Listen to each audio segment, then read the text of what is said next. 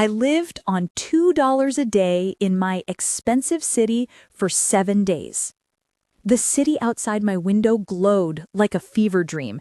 Neon signs, taxis gliding through puddles, laughter floating from rooftop bars. Somewhere, someone was spending the price of my rent on a round of cocktails. I stared at the envelope in front of me. Inside was $14, 7 days, $2 a day.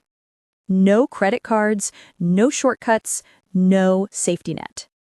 I wanted to understand something most people here only talk about in theory, what it means to truly live with less. When I sealed the envelope, I didn't feel brave. I felt small. But curiosity is its own kind of hunger. The morning air smelled like espresso and ambition. I passed a cafe window where people in tailored coats scrolled their phones beside cups of coffee that cost double my daily budget. I kept walking. 3 miles to work, shoes scraping against cracked sidewalks, counting coins in my pocket like a pilgrim counting prayers. Lunch was instant noodles I found behind a bag of flour. Dinner was rice and half an egg. The hunger wasn't unbearable, but the silence was, the absence of noise that money usually fills. By the second day, hunger became a companion. I could feel it behind every conversation, quiet but constant. When a coworker asked if I wanted coffee, I smiled and said, "I'm good." She smiled back, but her eyes flickered with something between pity and confusion. That night, I realized how much friendship in the city costs. Not in affection, but in transactions. Coffee, lunch, drinks. The city runs on invisible currency, and without it, you begin to fade from view. It was raining when I found the community fridge, a metal box beside a church wall, humming softly under a broken streetlight. Inside were bruised apples, a half loaf of bread, a jar of pickles someone had labeled homemade. I took an apple. It wasn't perfect. It didn't have to be.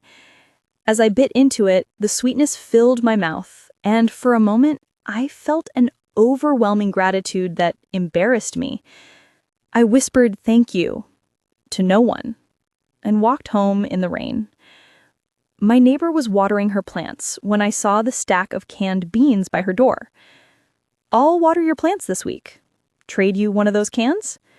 She laughed, surprised, then nodded. That night I ate beans and rice while the city outside buzzed with deliveries and neon. It wasn't much, but it was mine, and somehow it tasted like a small victory.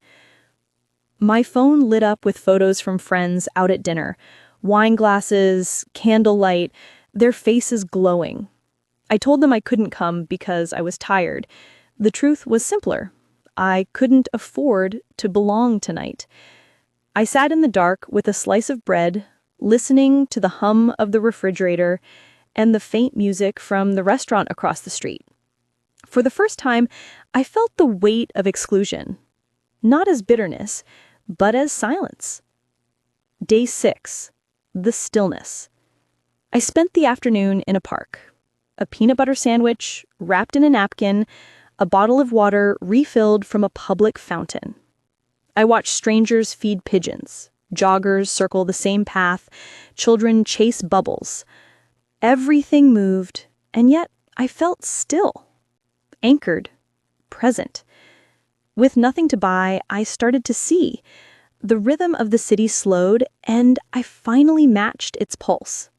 The last dollar sat in my palm like a coin from another life. I could buy one more meal or save it as a reminder of what I'd learned. That evening, I climbed the stairs to my building's roof. The skyline shimmered like a promise I no longer needed. Living on $2 a day hadn't made me stronger. It had made me aware of how fragile comfort is and how easily we mistake spending for living. When I opened the envelope and saw it empty, I didn't feel poor. I felt awake. Would I do it again?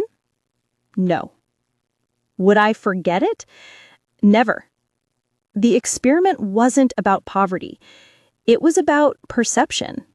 When you strip life down to $2 a day in a city built on indulgence, you learn that survival isn't measured in money. It's measured in mindfulness, in the quiet pride of making something out of almost nothing.